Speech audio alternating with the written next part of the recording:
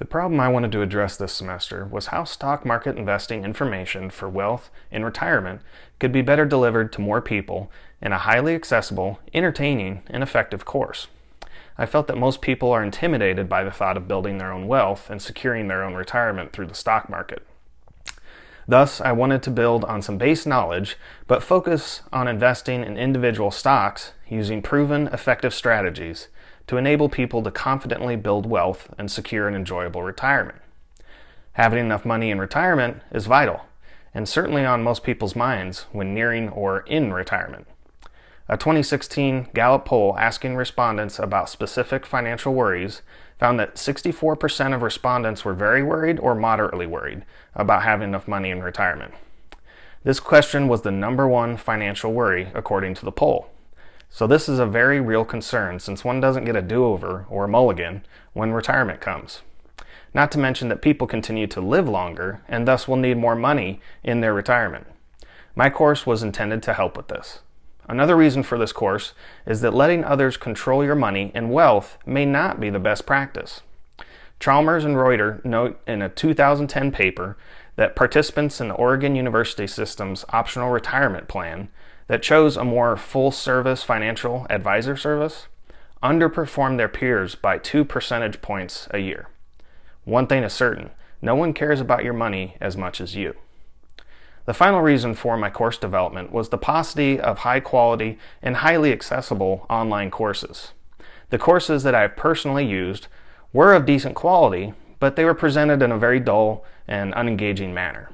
These courses also did not have any checks on learning after a section was presented, such as a quiz or even a review of material at the end of the lecture, both of which are valuable teaching tools. Also, most of these courses are not free.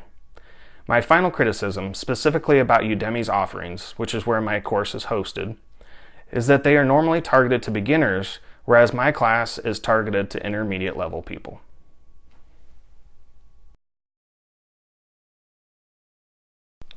So now that I had my justification for my course idea, I needed to make some decisions on how best to proceed. The first, of course, was where I would host the course.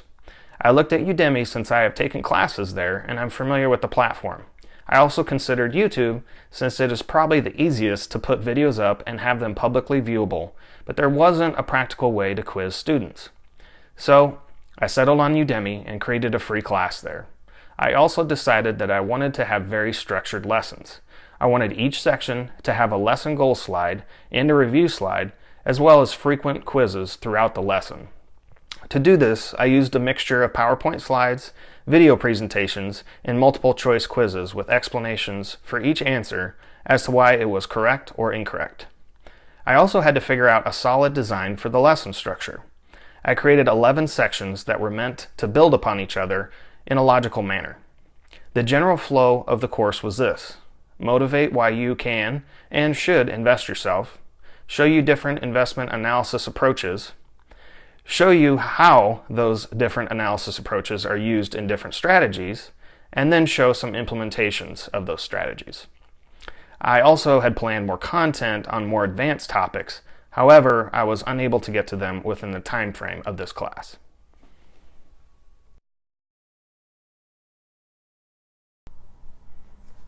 Hi, and welcome to Invest Like the Best for the Rest of Us. My name is Blake Holtzen, and I'll be guiding you through this course. I hope to teach you about how to take control of your investing future. Now, sometimes this topic can be a little dry, so I hope to incorporate some humor to make it more interesting. But don't worry, I won't know if you laugh or not. But hopefully it'll make the material more entertaining. I also intend to use multiple checks on learning to make sure that the information that you get out of this course really sticks. These will include lesson goals, lesson reviews, and quizzes. Of course, the quizzes will be timed, graded, and will make up 100% of your final grade. What? There's no grades for this class? Well, never mind then. But still do the quizzes. That being said, let's get started.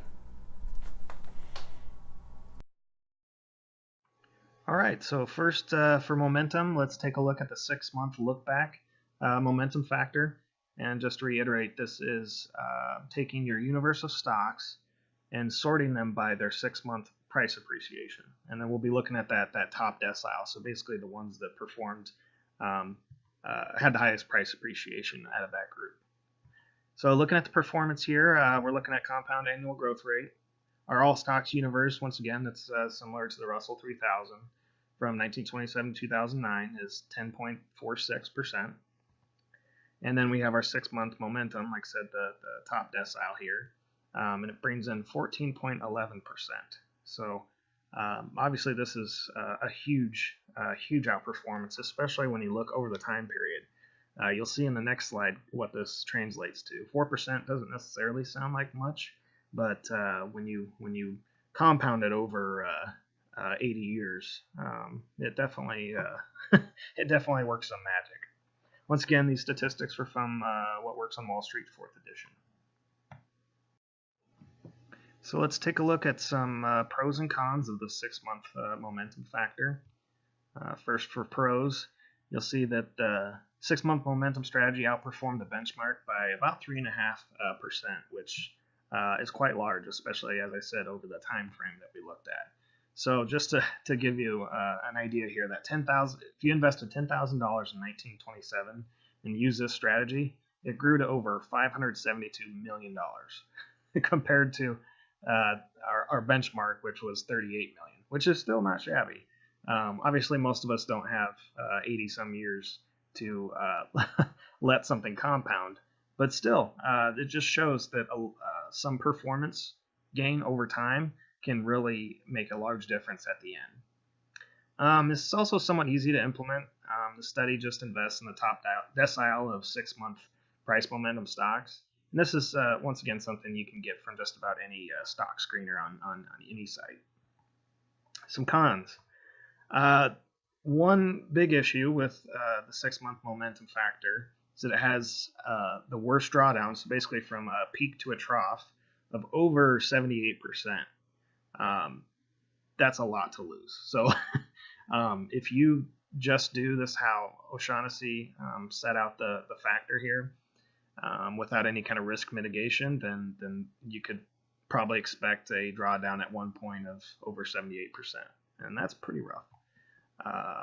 One con is the holding period that he used for this back test was 12 months, and we'll see in the next lesson here that is definitely not the best portfolio construction for a momentum portfolio, and I believe that is what led to the large drawdown, or partially led to the large drawdown too.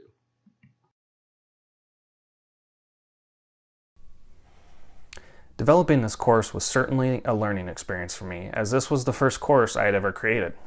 And like most things in life, you learn the most about something by going through the process of doing that something.